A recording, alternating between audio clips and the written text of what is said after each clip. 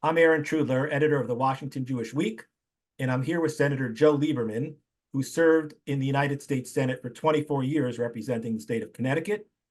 He also served as Connecticut's Attorney General for 6 years, and he was in the Connecticut State Senate for 10 years. In 2000, Senator Lieberman was the Democratic nominee for Vice President of the United States, the first Jewish American vice presidential nominee. He's also the founding chairman of No Labels, a political organization that is comprised of folks from different parties, Democrats, Republicans, Independents, all of whom are working together to try and effectuate change for the American people in a positive way.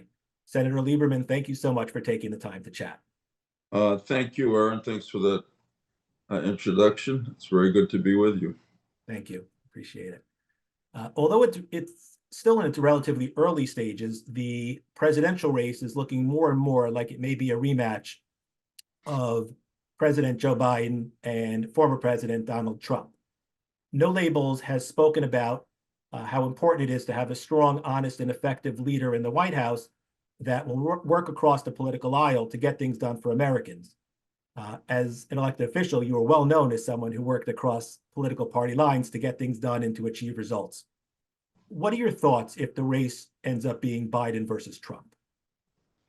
Yeah, well, it sure looks like that now. I mean, early in my career, somebody said to me, always remember in politics a day can be a lifetime. Of course, that's true in life.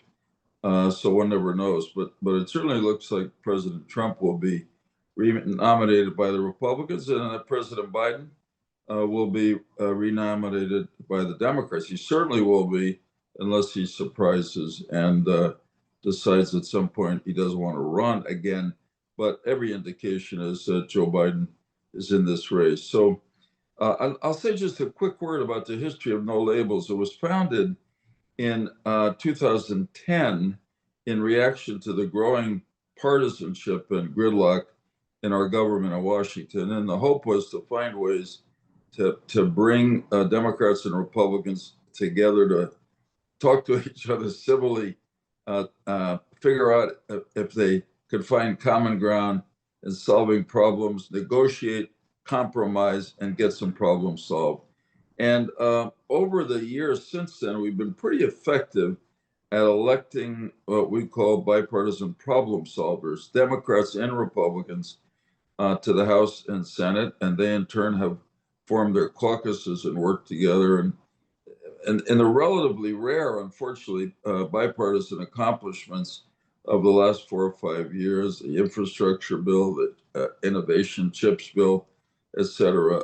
It was always, I'm proud to say, members of Congress that No Labels helped elect that started those bills, and they were ultimately embraced both by other members of Congress and the last two presidents, President Trump and President Biden.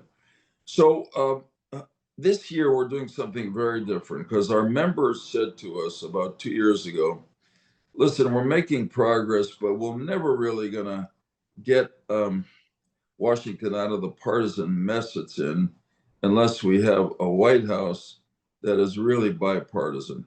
And why don't we look at running a bipartisan third choice ticket, particularly if it's Trump and Biden again. So, that's a very difficult decision to make about doing that. But we knew that there was one decision we had to make to keep the option open, and that was to begin to seek access to the ballot in all 50 states for a third choice line. And that's what we're doing now. And it's already obviously 2024. We're now beginning to look at possible candidates and deciding whether it will be a constructive thing for us to run a bipartisan unity ticket and whether it actually has a chance to win or at least be constructive and not be a spoiler. And that's why we're doing what we're doing now. The situation that we thought would be the optimal, unfortunately, for a third choice ticket to be successful would be if Trump and Biden were nominated again. because as every poll shows, 60 to 70% of the American people want a third choice. They don't want to have to choose between Trump and Biden again. So, we'll see whether we end up giving them that choice, but that's why we're doing what we're doing. Okay. Um, I guess in the theme of the No Labels mission, um, historically, you've never really been known as someone who's adhered to, let's call it, the conventional political playbook. Yeah. For example, in 2008, you were a registered Democrat, but you endorsed John McCain for president. In 2006, when you were running for re-election to the Senate, after losing the Democratic primary, you ultimately went on to beat now Connecticut Governor Ned Lamont Right. as a third party candidate. What sort of political playbook does No Labels adhere to? And what are your thoughts about the direction that No Labels needs to take in order to achieve its objectives?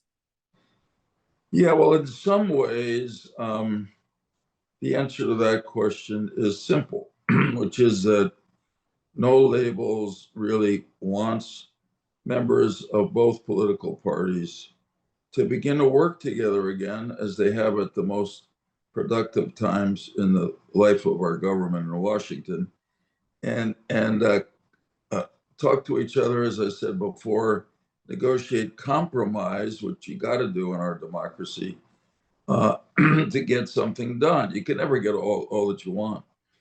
And so that's our goal. And it's as a result of the failure of people in Washington for the last decade or more that a lot of our problems have gone unsolved. The one that bothers people most today is obviously border security and immigration, but there's a lot of others. The national debt is now approaching $34 trillion, hard to imagine. And eventually, it's going to really threaten the strength of America and really burden our children and grandchildren with higher taxes. Also, there's a lot else. Our education system needs reforming, et cetera. But all that uh, needs bipartisan cooperation. So that's what we're about.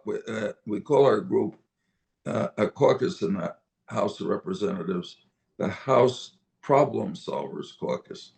And that's the purpose of No Labels. We want to we want to solve problems that help the American people, and that only happens in Washington with bipartisan cooperation.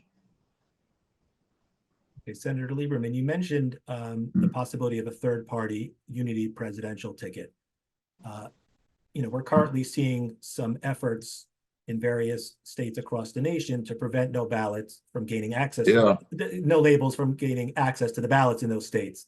right, Can you speak to that for a moment? And also, you mentioned, the notion of not wanting to play a spoiler role. There are right. definitely people who think that that may be the consequence of having a third party presidential candidate. I wonder if you can address Yeah. those 2 points. No, it's a good point. So obviously, when we started this, we knew that the two major parties would not be happy because we're challenging what a Harvard professor, Michael Porter, calls their duopoly over American politics. Not monopoly, but a duopoly, where even though they disagree on everything else, the two parties seem to agree that they don't want any other party to get involved.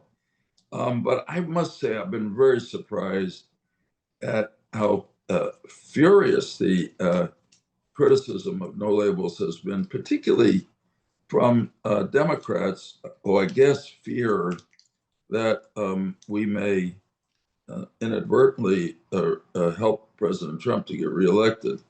And no matter how many times we say that's not our goal, no matter how many times I say that, talking to a lot of all the leaders of No Labels and many of the members, one thing they don't want to have happen is for President Trump to be reelected, but they want a third choice.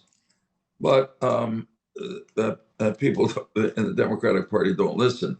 I tell you, they have a problem now, which is that Right now, looking at the polls, I'd say that it's not no labels that will help reelect President Trump. I'm afraid it's my old friend, Joe Biden, who will help reelect Donald Trump. So they've been really outrageous in what they've done. Well, they've got every right to criticize our exploration of a third choice bipartisan unity ticket, but they really don't have a legal right to do what they've done, as you pointed out, Aaron, in many states. Now, to actually harass no labels legalistically, and incidentally, they've lost every case to us by pushing particularly Democratic election officials in the different states to just search for some way to disqualify us, even though we've satisfied the requirements for getting on the ballot in those states. And there's a lot of case law here going right up to the Supreme Court that says what our opponents are trying to do is actually unconstitutional and illegal. Most of the cases come out of the civil rights movement when African Americans were trying to organize political efforts, and people were harassing them.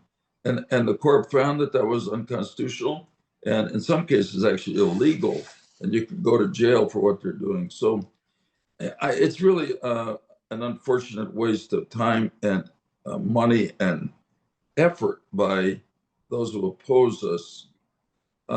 In our opinion, the right to gain access to the ballot is as critical to our democracy as the right to vote. If you want to have a third choice, you got to get a party line, and because that's who you want to vote for. So we're persisting nonetheless. Unfortunately, it's costing us money to hire lawyers, but we're winning all the cases, and we will continue to do that. About 2 weeks ago, incidentally, No Labels filed a letter with the Department of Justice urging them to investigate, giving them evidence of this illegal harassment and attempt to use the law to keep us off the ballots, to investigate the people who are doing this, to see if there are any violations of law, including civil rights laws. So, as far as we know, although you never get an exact answer, the Justice Department is reviewing our letter, and we hope they'll ultimately do an investigation. I mean, this ought to be decided in on election day at the ballot, not in some attempt to stop us from getting on the ballot. I mean, I'll say finally that there are countries in the world like Russia, Iran, North Korea, where they say they're democracies because they hold elections. But the government determines who can run in the elections, which party, which people. That's not a democracy. And sometimes I think that's, although they don't see themselves that way, that's exactly what our opponents are trying to do to us with their legal harassment. We got a right to get on the ballot. That's an American constitutional right. And we're going to do everything we can to make sure we do. Thank you. I have one more no labels related question Yeah, before we pivot to one more topic. sure. So the potential third party presidential ticket emanating from no labels. I know you mentioned before, Senator, that it's still something you're contemplating and the group is contemplating.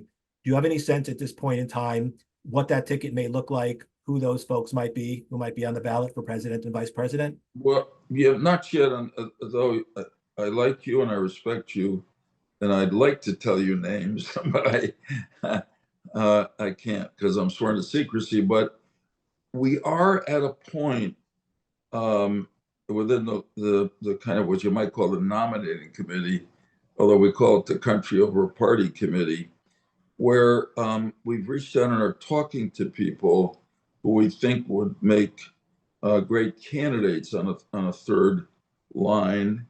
And some people are talking to us, but some people have come to us and said they'd be interested in doing this. And we're talking to our members all over the country for suggestions. And there's some really good ones. Some who are former elected officials that have been talked about in the press, like our own No Labels members, Senator Joe Manchin of West Virginia, former Governor Larry Hogan of Maryland. But we're stretching our process far and wide. We're talking to some retired military leaders, some business leaders, some people from the academic world. And we really think we got some great possibilities. But it's a big decision for anybody to decide to get into the arena and do it. But of course, we're saying to them, this is a moment of crisis for America, both because of all the challenges we're facing inside our country and the very serious instability in the world, Ukraine, Middle East, etc. Um, and we need strong leadership that the American people can support. So we've set ourselves on a schedule. I mean, the nominating committee, or so-called, or country over party, will make a recommendation to a convention of No Labels members sometime in March. And assuming we decide to go forward with this, and they will select in wide open view in a publicly available a streamed convention. So we're down to decision time, but I'm really encouraged. The one thing we have decided, I said it before, but I want to stress it, this will be a bipartisan unity ticket. There'll be one Democrat and one Republican. And that itself sends a message about how different it will be from Trump or Biden or anything we've had for the last 10 or 20 years when the government has stopped working for the American people because of partisanship and ideological extremism. We understand this is sort of going against history because, you haven't had a third party start successfully since Abraham Lincoln in 1860, and we haven't had a bipartisan national ticket since Lincoln and Johnson in 1864. But I think that this is a time of more anger toward the two political parties, more distaste for the two probable presidential nominees, more division in our society, that the American people are ready for something different. And I think that is a bipartisan unity ticket that will put the country first and not their parties or ideologies first. Thank you. I have one final question Okay. regarding anti-Semitism. Yes. As we well know, unfortunately, anti-Semitism has become increasingly more common throughout the United States. We're seeing incidents where Jews are being assaulted on city streets, and there are deadly attacks in synagogues. As someone who always wore his Judaism on his sleeve, very proudly, quite frankly, as an elected official, what do you make of the current situation? And what do you think our current elected officials could do in order to help curb the rise in anti-Semitism and this Jew hatred that has become, unfortunately, so pervasive in our country? Right. Well, the first thing I'll say, Aaron, is that I'm just personally shocked by this surge of anti-Semitism in America. And I'm personally shocked because I've never really faced significant anti-Semitism in my life, either personally or in my public life. Oh, occasionally, as a senator, I'd get a letter that was anti-Semitic. I turned it over to the Capitol Police. But, I was elected for 40 years to office in Connecticut. The Jewish population in Connecticut was always about 2%, so I was mostly being elected by non-Jewish people. And the same was true when I ran for vice president. First time a Jew was on a ticket because of Al Gore's courage and confidence in the American people. And hey, we won by 545,000 votes. I don't want to relitigate the returns of 2000 and how it ended up because of the Electoral College and the Supreme Court. But I just, anti-Semitism has been a factor in my life. And people would occasionally say to me, and when they'd ask me about the 2000 campaign particularly, do you think that it would still be true today that there'd be no overt anti-Semitism? And I said, if a Jewish person was on a national ticket, and I said, I hope so, I believe so. And I said, but please understand, when I say I did not feel anti-Semitism, certainly not as a limitation of my public service life, I never believed that there were no anti-Semites in America. Of course, there are. History tells us that they're always there. But there was a national ethic that told those anti-Semites and other haters that it just was unacceptable in America to express that hatred in public. So, what happened now in recent years? Why did those caps go away? And I could talk too long about it. I'll say very briefly two factors. One is, I think, all the communication on social media in which people who have hatred in them, including anti Semitism, can go to chat rooms and be stimulated, vindicated, and sometimes at worst, get a gun and go out to a synagogue in Pittsburgh or Poway, California, and shoot Jews just because they're Jewish and at prayer.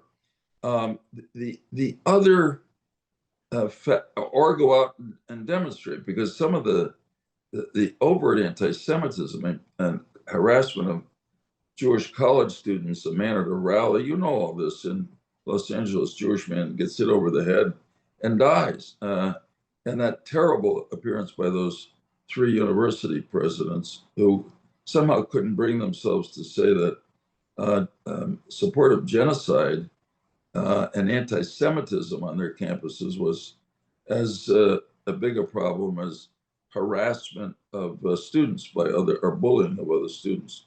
So the other factor, I'm afraid, is the general drop in civility in our society. Part of it is cultural, but I do think our leaders, including our political leaders, who now speak without um, scruples, without limits, um, both in vulgarity and what they say about each other, has encouraged the American people generally to not feel limited by barriers. And one of the things that has burst out shockingly is anti-Semitism.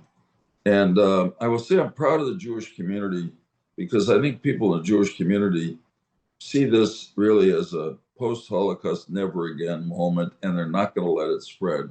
So, unlike other times in history when Jews have faced anti-Semitism, there's no arguing that we should be quiet and it'll only get worse if we protest, or the anti-Semites will go away if we don't protest. Uh, the American Jewish community is using our influence that was gained, hard earned in this wonderfully free society to push back against anti-Semitism, and I think with some effectiveness. But you know, we can't do it alone. We need the support of non-Jews, just as racism will never be stopped just by the efforts of the African American community. So this is a turning point, and I mean, there are, you know, laws can be adopted to regulate the social media and the internet more. We have to call on our leaders to set an example by speaking with a civil tongue. I mean, this is all part of our Jewish ethic and history, all throughout the Talmud. I mean, the Talmud itself is the result of civil discourse between people who have different opinions that leads to a consensus about what would be best. And people may argue, but they never are mutually hateful or disrespectful. Also, obviously, if you believe in God, which most people in America do, um, you should believe that every other American is a child of God, just like you are, And why would you hate that person or say vile things about that person? I think we have to go back to those kinds of first principles, particularly to bring our speech and our public discourse back to a civil place where it was for a long time. And frankly, to push the haters back into the caves or under the rocks from which they have emerged in recent years, because they have the potential really to destroy this country, which is a great country and has been, to put it mildly, the best place that Jews have ever lived outside of Israel in our many thousands of years of history. Senator Lieberman, thank you so much. I appreciate you taking the time to chat. Thanks, Aaron. I enjoyed the conversation, and I wish you the best, and the same to all the people at the Washington Jewish Week and in the Washington Jewish community. Be well. See you. Thank you.